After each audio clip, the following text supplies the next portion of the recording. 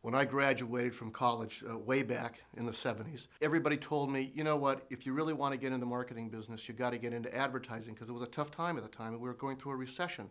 So I took my resume on the streets of Wilshire Boulevard and selected probably the top 10 agencies and started pounding on the doors. And eventually I got in at BBDO in the mailroom. And I worked my way up in the mailroom into account management, and the rest is history.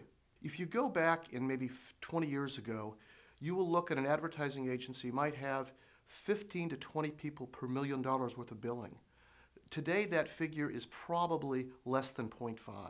I think the major thing that they're looking for is someone that's accountable. Everybody talks now about ROI. An advertising person has to be accountable and has to have an ROI not only for the client but for the agency as well.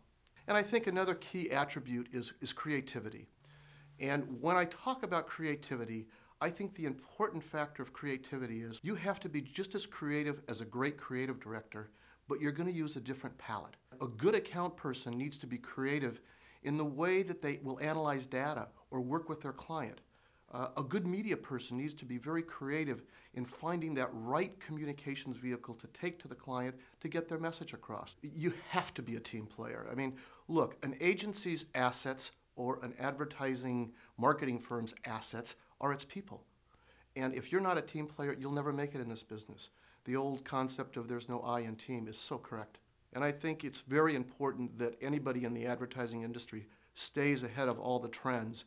If you look at what's happening now, everybody's starting to talk about social media and then going really into mobile marketing. And that certainly has hit in Europe and Asia. It's starting to hit right now. I think Apple's doing a very good job.